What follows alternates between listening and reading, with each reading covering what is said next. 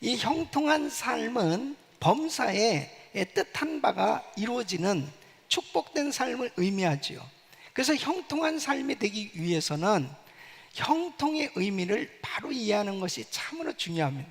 이 형통은 이 국어사전적 의미로 보면 뜻한 모든 일이 잘 되어지는, 이 번영하는 삶을 의미하지요. 그래서 목적한 바가 이룬다는 이 성공의 의미가 강한 단어가 형통입니다. 그런데 이 세상적 형통과 이 성경적 형통은 분명한 차이가 있는 것을 볼 수 있습니다. 그래서 우리는 이 성경적 형통, 주 안에서의 형통이 되어야 하는 거예요. 이 세상적 형통은 내가 원하는 것이 잘 되어지는 것이 형통이죠. 내가 뜻한 바가 다 이루어지는 그런 삶이 형통이죠. 그런데 바로 성경적 형통은 뭐냐면 형통의 이유나 형통의 결과가 바로 하나님과 관련이 되어 있는 거예요. 다시 말씀드리면 바로 하나님께서 함께 하시는 것이 형통이다 하는 것입니다. 이 창세기 39장 2절에서 3절로 보면 여호와께서 요셉과 함께 하심으로 그가 형통한 자가 되어 그 주인 애굽 사람의 집에 있으니 그 주인이 여호와께서 그와 함께 하심을 보며 또 여호와께서 그의 범사에 형통케 하심을 보았더라 그랬습니다. 그러니까 세상적으로 보면 요셉이 형통한 자가 아닌데 하나님께서는 요셉을 형통한 자다 이렇게 말씀하신 그 이유가 뭐예요? 하나님께서 함께 하신 것이 형통이라는 거예요. 지금 현재는 너무 힘들고 어렵고 그리고 세상적으로 보면은 정말 모든 것을 잃은 자 같고 그리고 안 된 것 같은 그런 삶의 여정이라 하더라도 하나님이 함께 하신다면 그것이 바로 형통한 삶이다. 여러분, 결국 형통의 이유나 형통의 결과가 바로 하나님께서 축복해 주셔서 하나님이 함께 하심으로 형통하고 하나님이 함께 하심으로 결국 잘된 일들은 이 형통의 결과가 어떻게 되어지느냐? 주님의 뜻을 이루고 주님께 영광 돌리는 삶이 되는 줄로 믿습니다. 그러니까 정말 주 안에서의 형통한 자가 되게 되어야 바로 하나님께 영광을 돌리는 삶이 되는 겁니다. 그러니까 오늘 이 본문 말씀을 보면 사울의 집과 다윗의 집 사이에 전쟁이 오려매 다윗은 점점 강하여 가고 사울의 집은 점점 약하여 가니라 그랬습니다. 세상적으로는 사울의 집이 형통한 집입니다. 그리고 다윗의 집은 형통치 못한 그런 환경 가운데 있는 거예요. 그런데 하나님이 보실 때 사울은 형통치 못한 자의 길을 걸어갔고 다윗은 형통한 자의 길을 걸어갔기 때문에 결국 삶의 결과를 보니까 다윗은 점점 강하여지고 다시 말씀드리면 하나님께서 함께 하셔서 다윗의 인생은 형통한 인생이 된 줄로 믿습니다. 시편 1편 1절로 6절 보면 복 있는 사람은 악인의 길을 쫓지 아니하며 죄인의 길에 서지 아니하며 오만한 자의 자리에 앉지 아니하고 오직 여호와의 율법을 즐거워하여 그 율법을 주야로 묵상하는 자로다.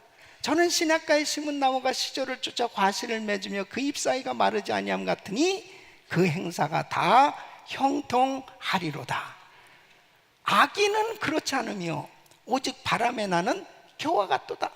그러므로 악인이 심판을 견디지 못하며 죄인이 의인의 회중에 들지 못하리로다.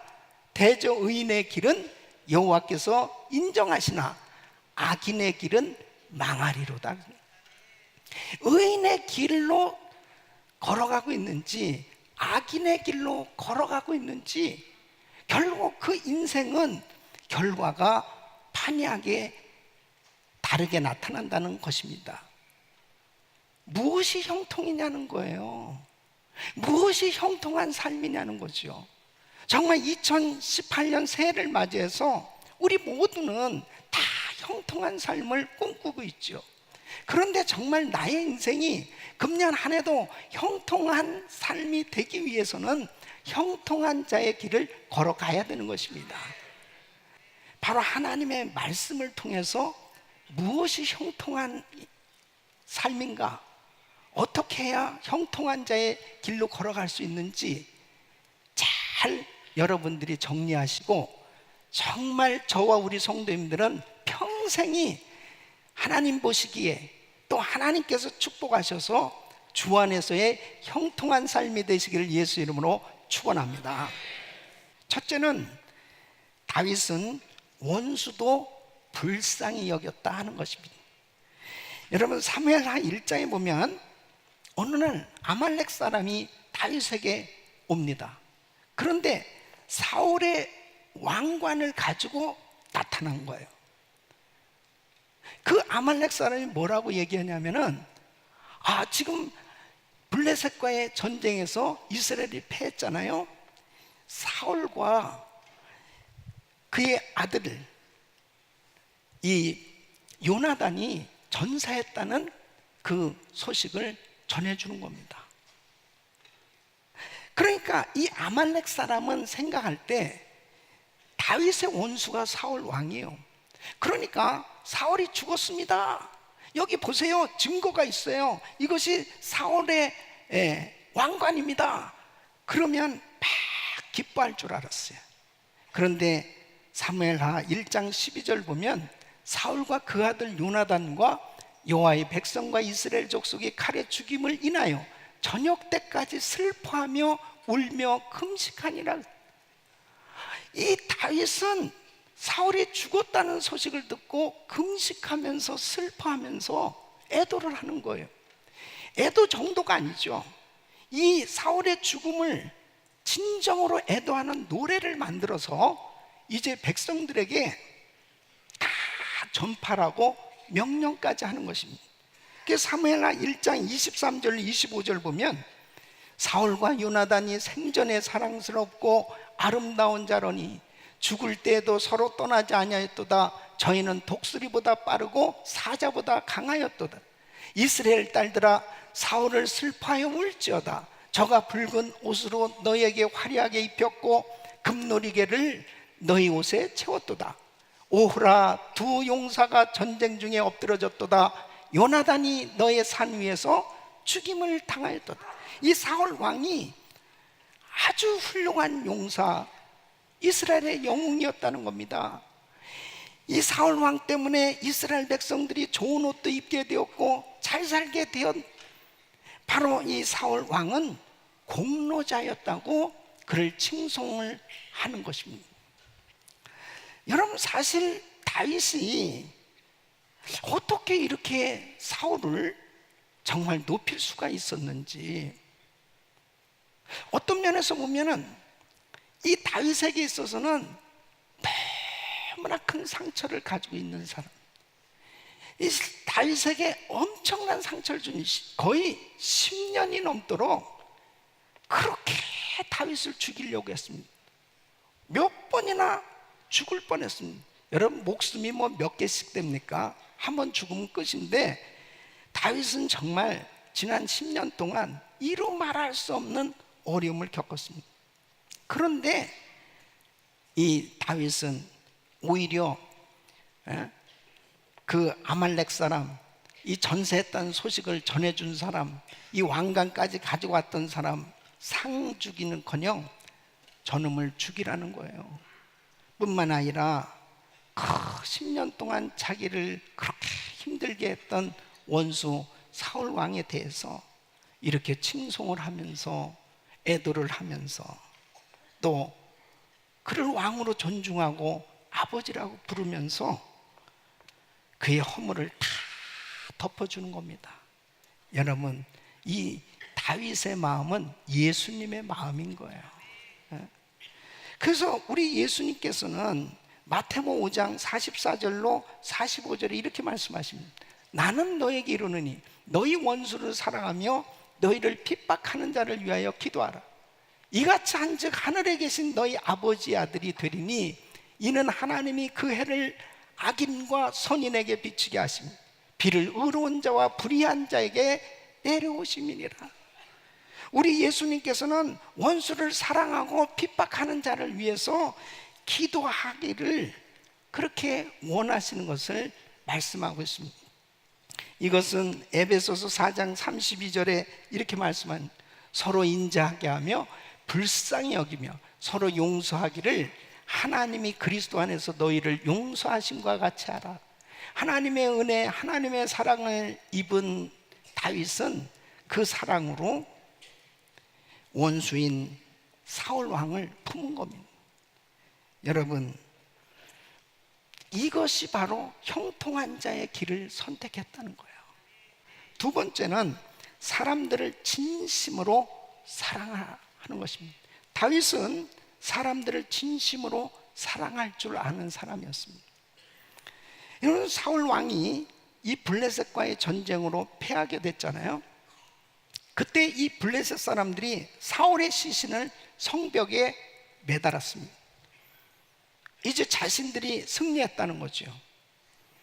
이 소식을 누가 들었냐면 길앗 야베스 사람이 듣습니다. 이 길앗 야베스 사람들은 자신들이 이 암몬의 공격을 받아서 다 죽을 수밖에 없는 이런 상황 가운데 놓였을 때 이 사울 왕이 군사를 동원해서 도와줬단 말이에요. 그래서 생명의 은인이야 이 사울 왕이. 그러니까 이 길앗 야베스 사람들은 요단 동편에 살고 있었습니다.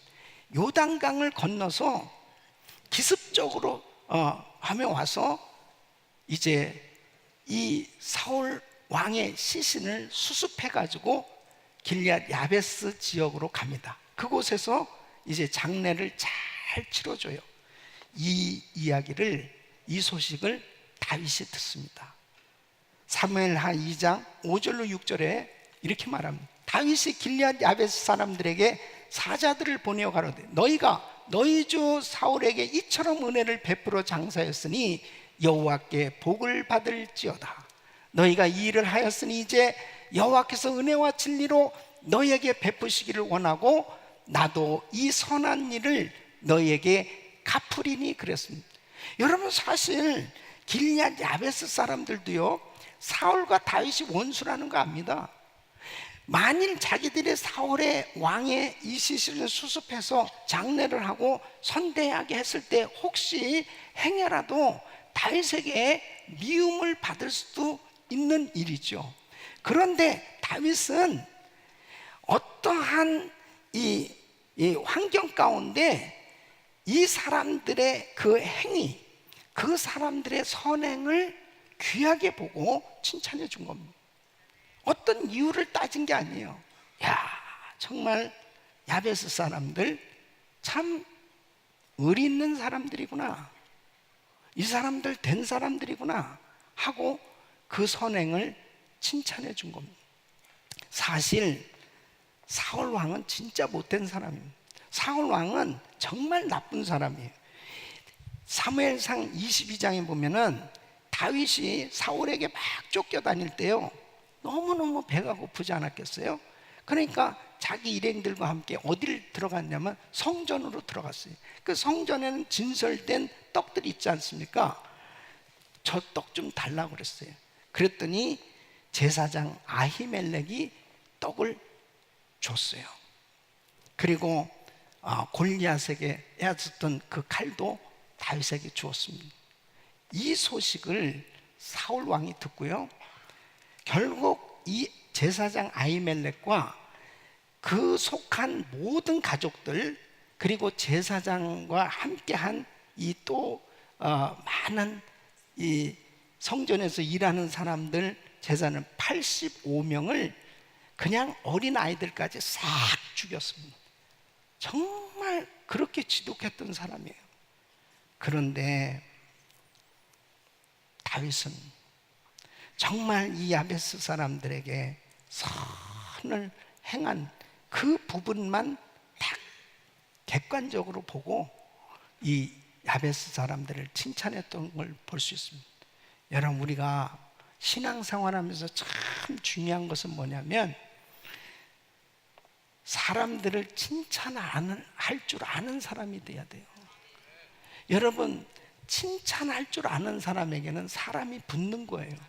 그러나 자꾸 비판하고 판단하고 정죄하고 그런 사람들은 결국 자기를 결국은 비판하고 판단할 줄 알고 그런 사람은 점점 멀리하는 겁니다. 그러니까 우리 예수님께서도 제자들을 책망하실 때도 있지만 주로 그들이 잘한 일에 있어서는 칭찬하시는 걸 볼 수 있습니다.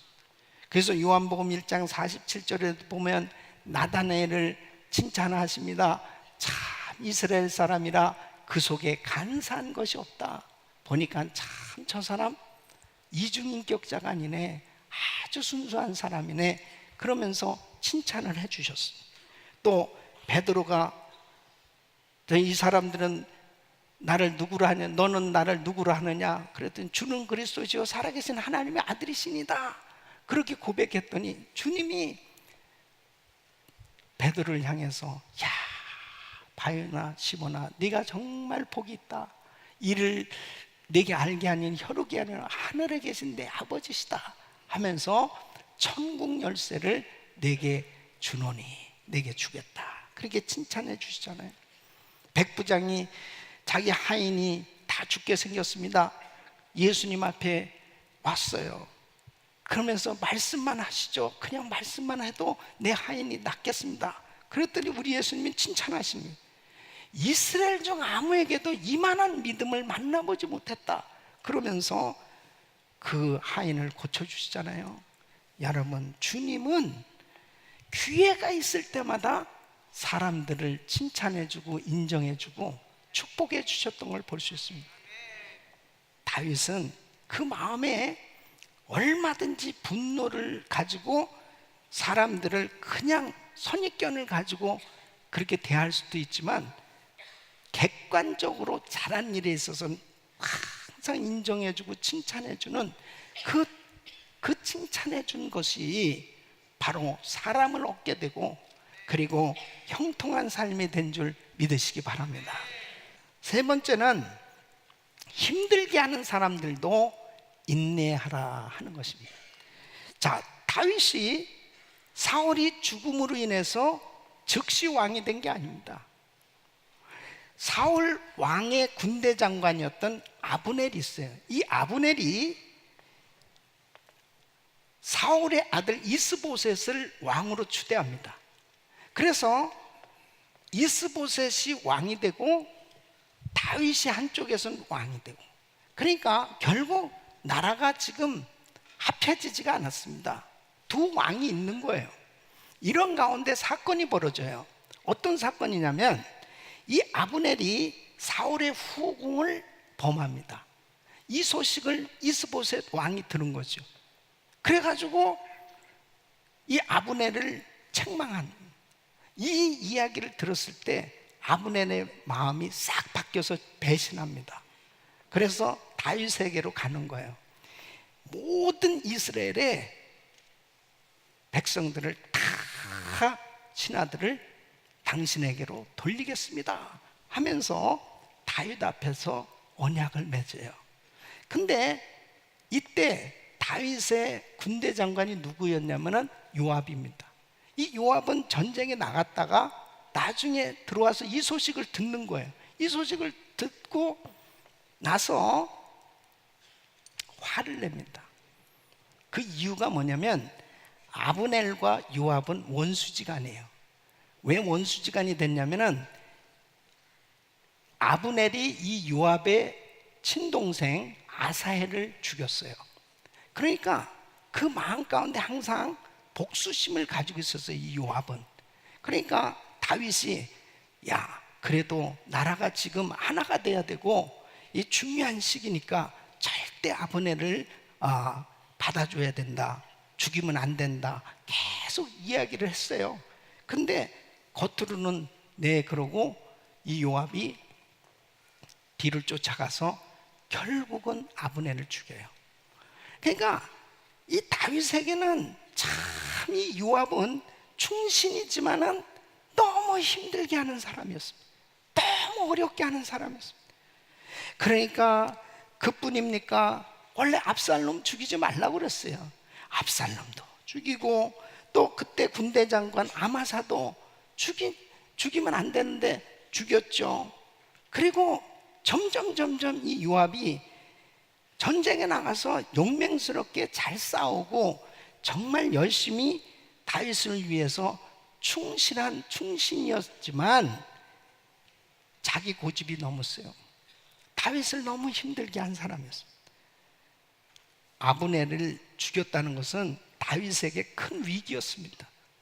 왜냐하면 다윗이 아브넬을 죽였다라고 하면 그 아브넬을 따르던 사람들, 이스보셋을 따르던 사람들이 다 흩어질 수밖에 없는 이런 위기 가운데 있을 때 다윗이 지혜롭게 사무엘하 3장 31절에 보면은 아브넬에 대해서 자기가 죽이지 않았다는 것을 드러내는 거예요. 너희는 옷을 찢고 굵은 배를 띠고 아브넬 앞에서 애통하라 하니라. 다윗이 상여를 따라가며, 그리고 35절에 보면 오늘 내가 해지기 전에 떡이나 다른 것을 맛보면 하나님이 내게 벌 위에 벌을 내리심이 마땅하니라. 그러니까 모든 아브넬을 따르던 사람들도 다윗이 아브넬을 죽인 게 아니구나 하고 마음이 다윗에게 모아졌던 거죠. 그러나 이 다윗에 있어서는 정말 이 요압이 항상 이 마음에 무거운 짐입니다. 그러니까 이렇게 다윗이 이야기합니다. 사무엘하 3장 39절 보면 내가 기름 부음을 받은 왕이 되었으나 오늘날 약하여서 수르야의 아들인 이 사람들을 제어하기가 너무 어려우니 여호와는 악행하는 자에게 그 악한 대로 갚으실지로다 하니라. 그러니까 이 다윗은 정말 이 강력한 나라를 세워가면서 참 그 마음 가운데 이 요압이 정말 무거운 그런 짐이 됐어요. 그러나 보세요, 다윗은 죽을 때까지 요압을 인내하며 함께 했어요. 요압을 내치지 않았습니다. 그러면서 열왕기상 2장 5절로 6절에 보면 솔로몬에게 이렇게 얘기하는 거예요. 솔로몬의 이야기, 자기 마음을 얘기하는 거죠. 수르야의 아들 요압이 내게 행한 일, 곧 이스라엘 군대의 두 장관 넬의 아들 아브넬과 에델의 아들 아마사에게 행한 일을 내가 알거니와 저가 저희를 죽여 태평시대에 전쟁의 피를 흘리고 전쟁의 피로 자기의 허리에 띈 띠와 발에 신은 신에 묻혔으니 내 지혜대로 행하여 그 백발로 평안히 음부에 내려가지 못하게 하라. 그렇게 솔로몬에게 이야기합니다. 결국은 솔로몬 때에 이 요압은 결국 처형을 당하고 말죠. 그러나 다윗은 그에게 정말 힘들게 했던 이 요압을 끝까지 같이 하면서 하나님께 다 맡겼던 걸 볼 수 있습니다. 우리 사랑하는 성도 여러분, 정말 우리가 살아가면서요, 나하고 마음에 정말 전혀 맞지 않는 사람, 정말 나를 힘들게 하는 그런 사람들과 같이 지내야 될 때가 있어요. 그 일이 얼마나 힘들겠어요. 그러나 형통한 자의 길은 뭐냐? 다윗은 만일 요압을 내치면은 그 공동체가 화합이 되겠느냐는 거죠. 그 공동체가 화합이 되기 위해서는 자기가 품고 가는 거예요. 인내하면서 품고 가는 거예요. 용납하면서 품고 가는 거예요. 오래 참으면서 품고 가는 거예요. 그것이 바로 형통한 자의 길인 줄 믿으시기 바랍니다. 지금 요압을 내치고 싶어요. 다윗은 요압을 정말 내치고 너무 힘들어, 너무 부담이에요. 그럼에도 불구하고 요압을 품는 이유는 이 공동체가 하나 돼야 되니까. 이 공동체가 하나 돼야 되니까. 여러분, 가정에도 그렇잖아요. 에? 자녀들을 생각하면은 절대로 이 부부가 넘지 말아야 될 선 넘으면 안 되는 거죠. 우리 크리스찬들은 어떻습니까? 예수 믿지 않는 사람들이 보고 있잖아요.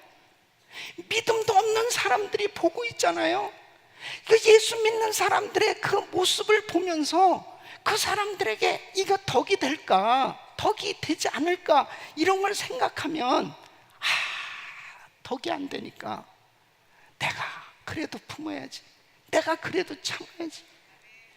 그것이 바로 형통한 자의 길인 줄 믿으시기 바랍니다. 내 마음대로, 내 내키는 대로 말할 거 다 해버리고, 내 내키는 대로 행동할 거 다 해버리고, 내 내키는 대로 싸울 거 다 싸우고, 그것은 형통치 못한 자의 길을 선택한 거예요. 여러분, 무엇이 형통입니까? 다윗은 형통한 자의 길을 선택했기 때문에 결국 보면은 결국 그는 형통한 삶이 됐어요. 사울은 형통한 삶으로 보여졌지만 결국 형통치 못한 자의 그 길을 걸어갔기 때문에 그의 삶의 말로는 결국은 망했습니다. 우리 인생이 그렇습니다. 형통한 자의 길을 선택해야 형통한 삶이 되는 줄로 믿습니다. 다윗은 원수도 불쌍히 여기고 원수까지라도 그가 다 용납할 수 있는 그 마음을 가지고, 그리고 사람을 칭찬하고 인정해주고 힘들게 하는 사람조차 인내하면서 용납할 줄 아는 형통한 자의 길을 걸어갔기에 다윗이 형통한 삶이 된 것처럼 우리 사랑하는 성도님들의 삶이 꼭 형통한 자의 길을 선택하고 형통한 삶이 되시기를 예수 이름으로 축원합니다. 기도하겠습니다.